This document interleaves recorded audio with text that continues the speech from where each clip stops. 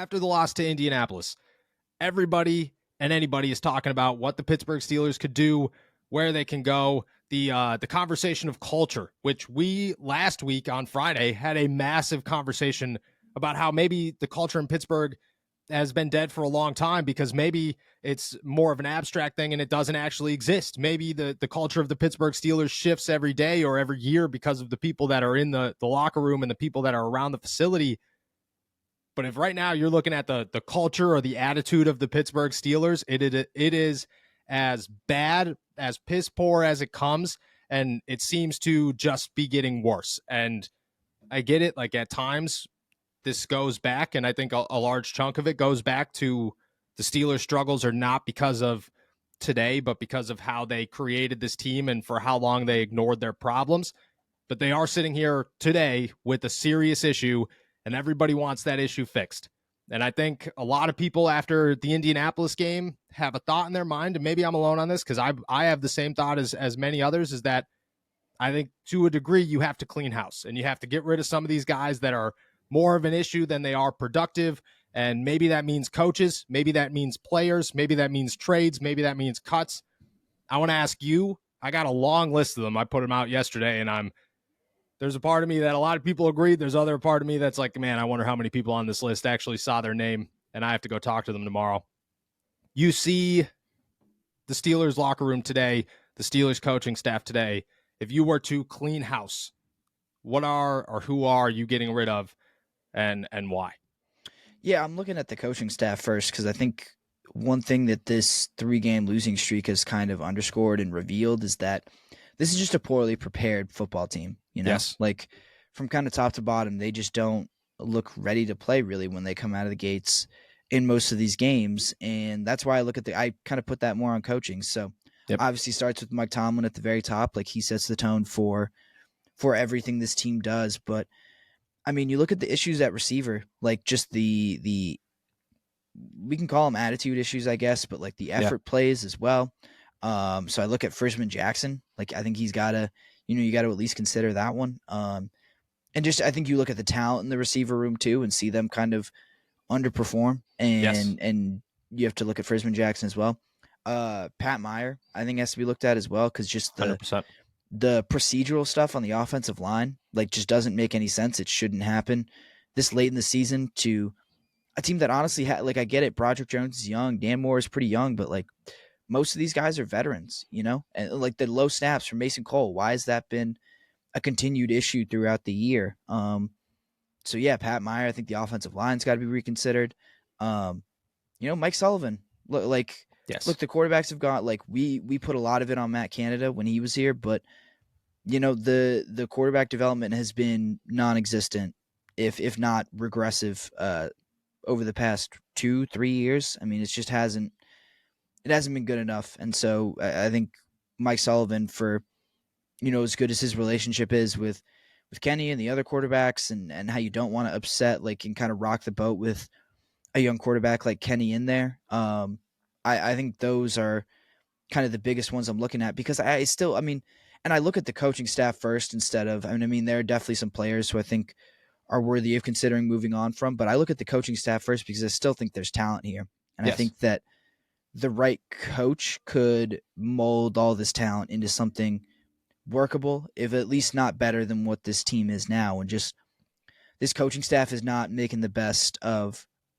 this group that they have right now. And that's why I think I look at coaches first. And it's just like the nature of these losses too. Like I said, all the penalties, all the lack of effort plays, it's when you get down in the second half of these games and it just looks like guys are giving up. Like that's part of why I look at the coaching staff first and say, look, this is something rotten from the top up, that there's something clearly wrong here that needs to be addressed from that standpoint. I agree 100%. I think it starts with the coaching.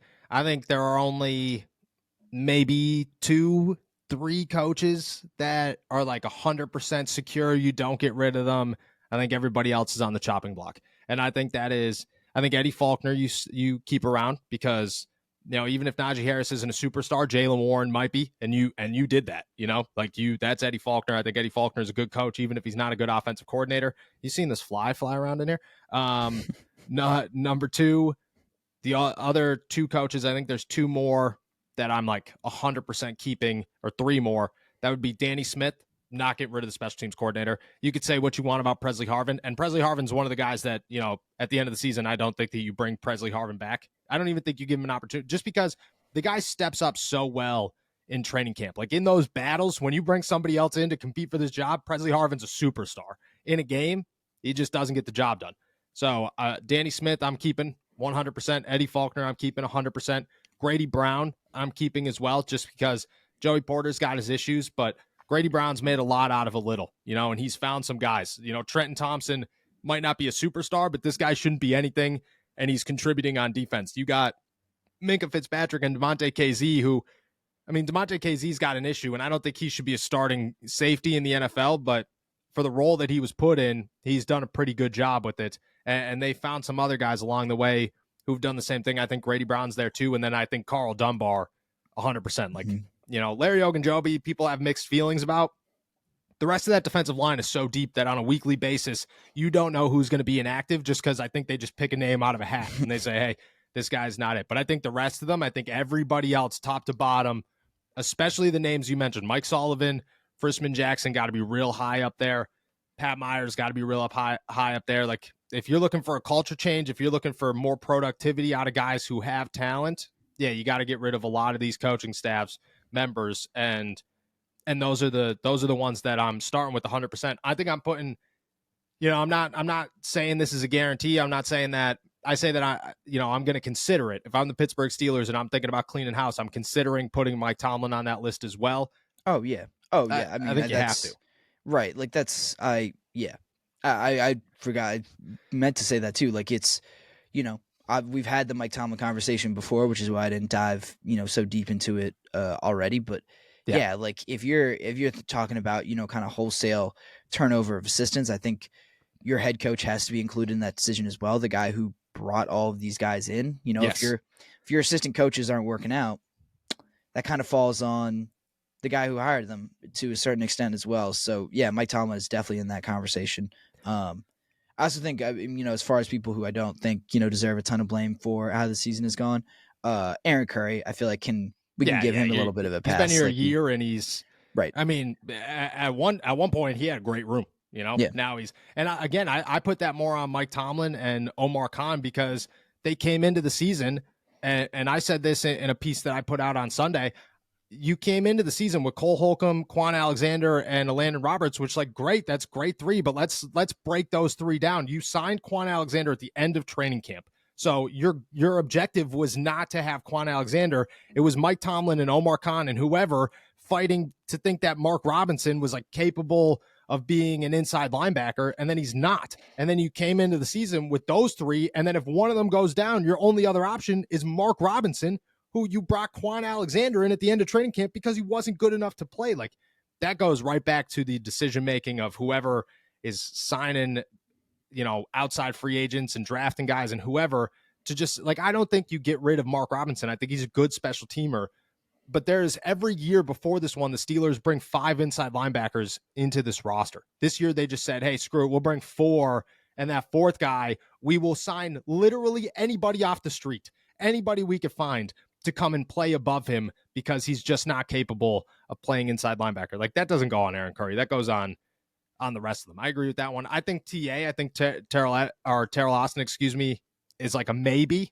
Yeah. But, I think that's the decision of Mike Tomlin and what way you go there, because Mike Tomlin, if we're going to be real, Mike Tomlin runs that defense. Like, that's Mike Tomlin's defense. It's been Mike Tomlin's defense forever. You want to put blame on somebody first, you put blame on Mike Tomlin before you put blame on TA. But I agree. I think Mike Tomlin's like the top of that list. I think that's obviously a much bigger decision than everybody else. But you want to talk about culture, you want to talk about lack thereof, you want to talk about, bad decision making and getting your team to a spot where it is right now, where everything is just sinking so fast. It all falls on Mike Tomlin. Mike Tomlin did it all. You cultivated a culture where guys get away with anything, where you don't have real punishments for players, where you constantly defend guys, and you're always, we could go back, dude. We got blasted in the middle of this season, absolutely roasted by the Pittsburgh Steelers fan base, because we called Tomlin out on his BS about lying to the media when it comes to accountability. Now we're at the end of the season and it's like, oh man, maybe if Mike Tomlin was accountable and didn't lie and didn't just say things to give people stuff, that the Steelers would be in a better situation. It's just he created the culture of the Pittsburgh Steelers. He did this to himself and to everybody in this locker room. So I think Tomlin's certainly at the top of this list. I got a couple of players that I think I'm tossing out there too that, I mean, they're big names. Lay it on me. I'm and again, like I think that it comes with an ideal situation here. Like, you know, you got to get a good trade, a good return in this trade to make these moves. But I think there's a couple of these guys. I think George Pickens tops that list. I think he is the first player that I am trying to move on from this offseason. Zero questions asked. That guy has given up on this football team completely. That is not somebody that you want in the locker room. That's not somebody that you're going to, you know, build around. And to be quite honest with you, at the beginning of the season, when things were starting to happen and there were issues and there were Instagram likes and, you know, social media nonsense and, you know, taking down all of his Instagram posts and then, you know, blatantly lying about the whole situation time and time again, you know, you looked at it and you said, well, he is an extremely talented individual. Then he gets mossed by Nick Cross and everybody's sitting there going, well, maybe it's time to move on from George Pickens because the acrobatic catches are not outweighing the nonsense that he is bringing to this football team. And I think you could get a really good return for George Pickens. I think that you make your culture 10 times better immediately without George Pickens. I think he is the first player that I'm trying to move on from. Deontay Johnson's probably on that list, but I don't think you're going to get as big of a return. And to be quite honest with you, Deontay Johnson's got issues, much less issues than George Pickens. And I think if you're going to have one diva wide receiver, Deontay's a milder version of a diva wide receiver. And that's just what, I mean, it's a battle of both evils, but in the NFL, it kind of seems like that's what you have to pick from. I'm picking Deontay Johnson over George Pickens. Najee Harris is my other big one. That's the other one that I'm moving on from. I think you could get some return. I think I look at it like this. A lot of people say things like, why does Najee have to answer to the media? Why does he have to address these things? Minkah Fitzpatrick is a prime example. Minkah Fitzpatrick blasts his teammates, blasts the culture of the Pittsburgh Steelers, calls everybody out, says people are not in this to win, has no issues with it. The next time he speaks, they ask him to address it. He addresses it and says, I don't know if they heard it. I don't know if they're going to stand up to the challenge that I presented them. Najee Harris is a guy where he'll call people out. He'll call this team out. He did it in Cleveland, and then he'll hide for the rest of the season, and then he'll blame the media, or he'll blame the fan base, or he'll blame the offensive line, or he'll blame this person, or he'll blame that person. Najee is not a true leader in the Pittsburgh Steelers locker room. I think at this point, it's more of a distraction and more of an issue for a guy that, you know, like Jaylen Warren's the better running back or very close to the better running back. And I just think that you could it's harder to find a Jaylen Warren in the NFL than it is to find a Najee Harris. And I think if you could get something for him, I think you're moving on from him. And those would be the two big names that I'm starting with before I go anywhere else. Yeah, and I think Najee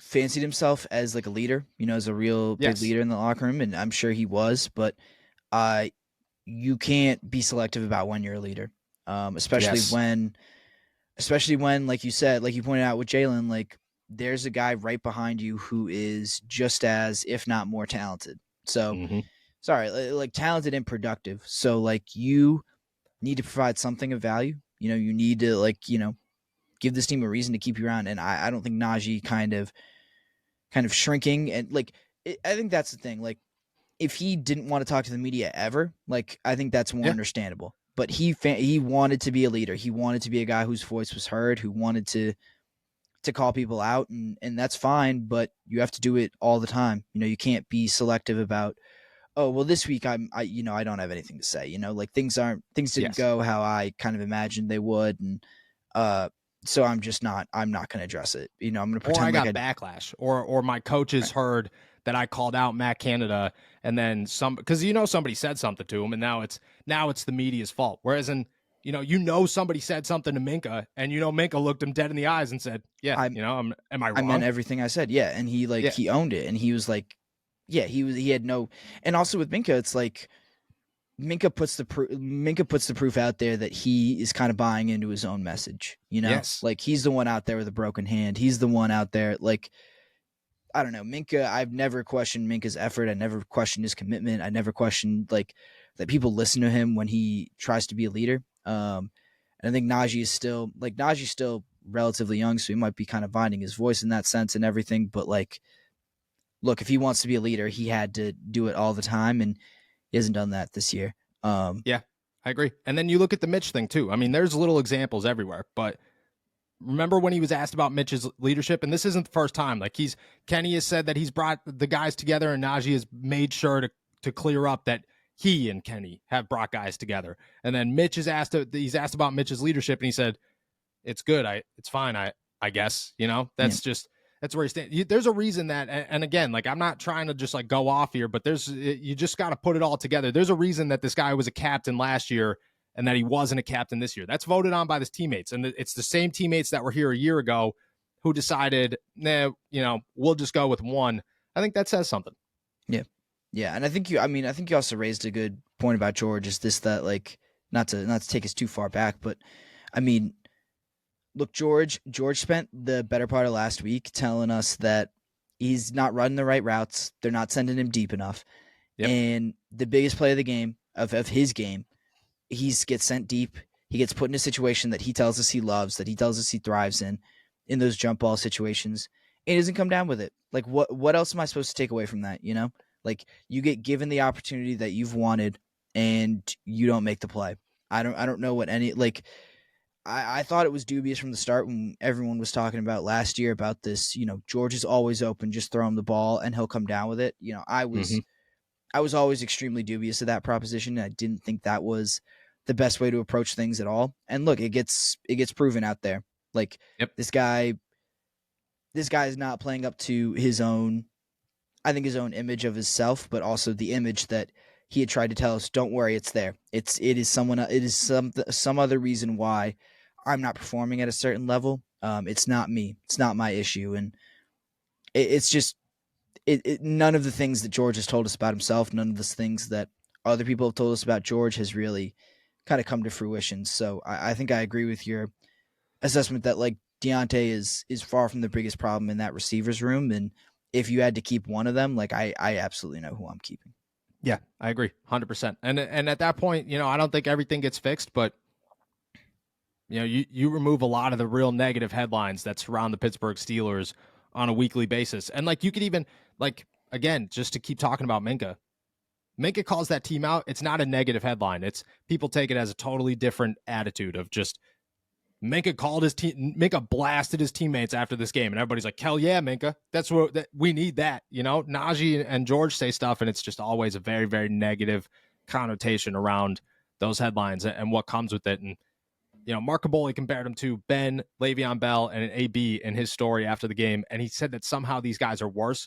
And I think that is a clear sign from somebody who has been here for a long, long time that it is time to make those adjustments.